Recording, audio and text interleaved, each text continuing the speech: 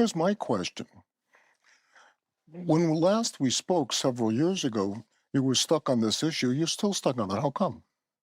What I don't understand when you say that he did not say the words "I concede" caused half the country, which you just said, to riot. How did he inspire people to riot? By not conceding the election. Oh, come on. Oh, come on. And so that meant people rioted? Yes. What do you think January 6th was about? I've built a career out of nothing except talent and a little bit of luck and a lot of hard work, but you're full of shit. What's going on, everybody? Welcome back to the channel. Hollywood legend David Mamet was on Club Random, Bill Maher's podcast, and he gave him the business so much about Trump that they had to change the topic and go completely into talking about movies and whatnot because it was getting heated. And it started right at the beginning of the podcast, minutes in. Let's get it. Each book you get more right-wing, I have to say. You get, like, the last one, I remember you were on my show, and there was, like, one line in it that was, and I said to you on the air, like, are you implying that Trump, that election was stolen by Biden? And you're, no, I didn't. You were kind of, like, hedging it, and now you're like, well, you know what happened to me the next morning. You don't know what happened to me the next morning. I was on your show and you said, "Are you implying that that the election was stolen?" And I was kind of iffy on it. Right. Next morning, 8 o'clock, the phone rings. A woman on the phone says, "Mr. Mamet, will you hold for the president?" I said, "Wait a second. Biden is calling. It's Trump." It's during the Biden administration. And he says, "David, it's Donald Trump." I say, Mr. President, thank you for calling. To what do I owe the honor? He said, "I saw you on Bill Maher yesterday. You were great." He said, "But you wussed out on the question of the stolen election." And then he talked to me for like 20 minutes about how the election was stolen. But it wasn't. Well, I think it was. But they've adjudicated this. They've looked at this. Republicans have looked at this. It was tested in court like 60 times. It was thrown out every time. Trump's own commission, appointed by his own commissioners to look at the election, the Cybersecurity Commission, it's called, or agency. There's two of them. One of them is within the Department of Homeland Security. They all said the same thing. It was the most fair, honest election we've ever had. No, I'm not talking about the votes. I'm not talking about counting the votes. That the Hunter Biden laptop was suppressed, the COVID information was suppressed. Zuckerberg said himself that the White House pressured him not to bring forward the information on the laptop. Rasmussen said, had that come out, there would have been a 17-point spread. Oh, please. That's so ridiculous. Those things are true. And they did suppress the Hunter Biden. The press did do that. I've said this many times myself, and COVID. Nobody was more out there about fuck you on we weren't allowed to hear about what we wanted to hear about COVID than I was. But would it have swung the election? Every election, some things are suppressed. It's not a very fair game, politics, but we do play within a certain type of rules. One of them is no ringers from the outside. You know, wait, we play within a certain amount of rules? Yes, we always did before. Like, we're not going to have other countries involved in our elections. That was, we'll do whatever we want to each other, but we're not going to do that. And Trump, who did it? Well, Trump publicly said, "Russia, if you're listening, could you get into Hillary's emails?" That kind of stuff. Dude, he was joking about. Oh, boy, you swallowed the whole... So wait a second. Are you saying that he would not... Okay, you want to adjudicate the last 8 years. Were you saying he was a Russian spy? I did not say that. Did you say he... I said it's a ringer. You know, Dave, when I used to play in the Broadway show league, and maybe you have. You've had many big successful shows on Broadway. Maybe they had you on the team. Did you ever play in the Broadway show league? No, I didn't. Okay. I have no eye-hand coordination. Well, okay. Well, okay, so... You know, it was, you'd play Annie or, Men of La Mancha. And the comedy club had a team. We were sort of in the Broadway world. And once in a while, a team, it would be like batting third for My Fair Lady, and it was Jose Canseco.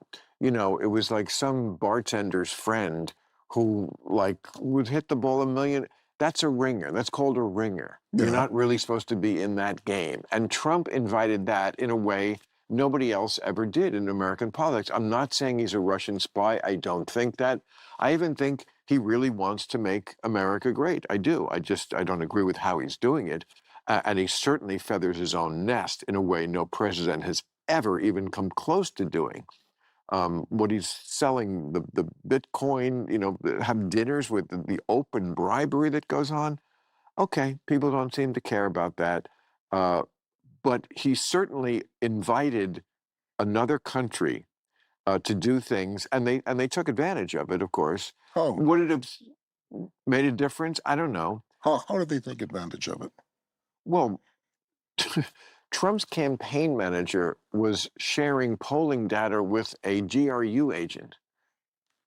Maybe.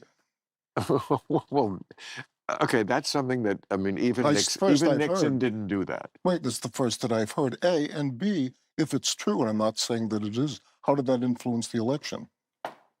Well, we know that Russia would put things on the internet that weren't true just to get people fighting, that kind of stuff. Like what? They would say, like, the Pope, they would put up some meme about, the Pope is backing Trump. It wasn't true, but people believed it, and then they started fight over it. Here's my question.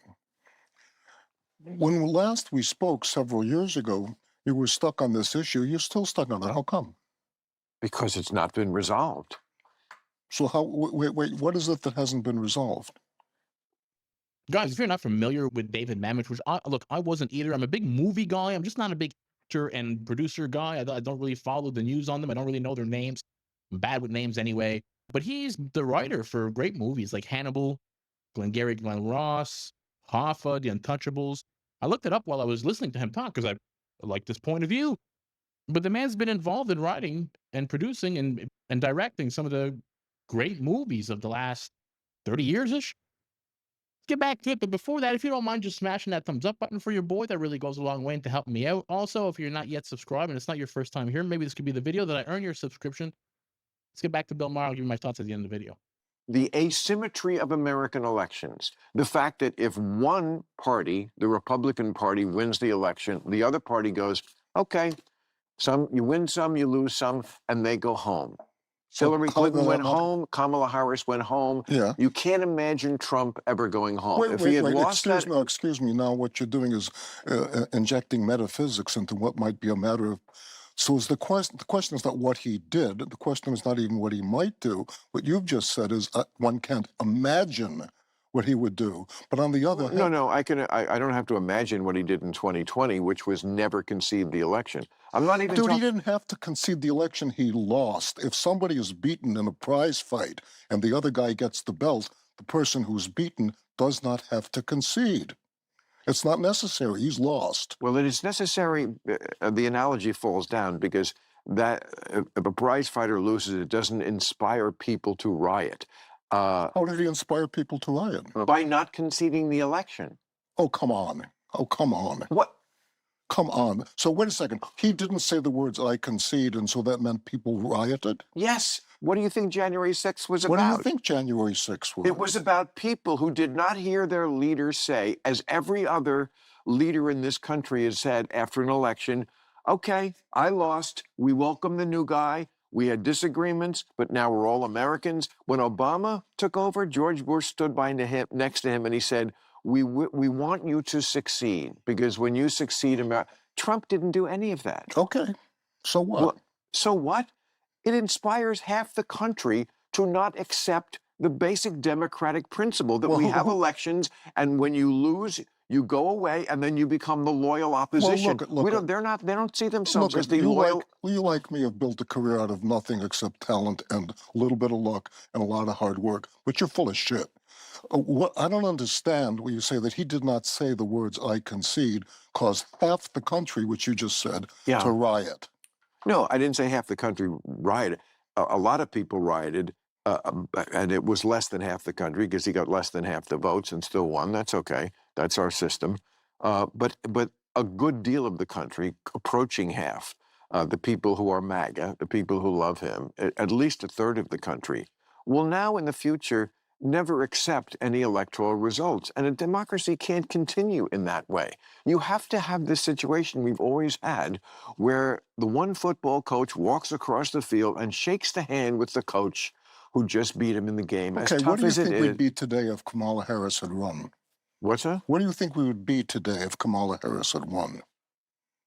Well, What would happen? Would Israel still exist? I don't think so. still exist, of course. Why wouldn't they exist? Why wouldn't they exist? Because the Obama Marxist, Leninist, Islamist that were taken up during the. Here's a good question that I would ask you: is who was running the country during the 4 years that Biden was out of his mind and demented? Well, he wasn't out of his mind and demented for 4 years. He probably wasn't out of his mind or demented even on the last day. He just did The View. Did the Democrats do a horrible thing in propping him up and keeping him in office and trying to run him again? Yeah, they did. Of course. I am never Okay, easy so- on the Democrats or the left. And I'm totally with you on Israel, but they would, of course, still exist because they can defend themselves. But you've said things like, you know, liberals have never done anything for Israel. That's bullshit. I've never Harry, s- wait, Harry wait. Truman recognized Excuse me. Israel when many people Excuse told him me. not to. Excuse me, I never said that. Yeah, you did. Show it to me, and I'll tell you what. Show it to me, and I'll give $10,000 to the charity of your choice. No, wait, no. Okay. I'm Okay, serious. I'll No, find wait it. a second. I'll find You're it. pretty. No, you're pretty I'll good. find it. Good. I'm going to give 10,000. You show it. You show it to me, and I Okay. will give $10,000 to the charity of your choice. Okay. Because you're throwing around a lot of generalizations, and I have a bigger Not question. generalization. Oh, really? What's the generalization? That half Okay, the country would have rioted? if I got that quote wrong, I apologize, and I will take it back. I got another question. I sit down, and all of a sudden you're attacking me about I gotta come I'm up. I have to come up with a new idea about Trump, and I have to No, no. talk. What the hell do you Okay, care? okay. Let me ask you a question. Wait First a of second. all, Wait a second. it was I'm not gonna my ask you a plan question. to attack you, and I'm sorry if you think I'm attacking you. Well, okay. We I'm sorry that we you're just doing got that. onto this, and I'm sorry that I'm not going to pretend that I agree with you. Well, I'm You not s- asking you to agree to me, but I got a good question. How you started off with a very a very difficult question, and a question which you have very strong views, and I do too.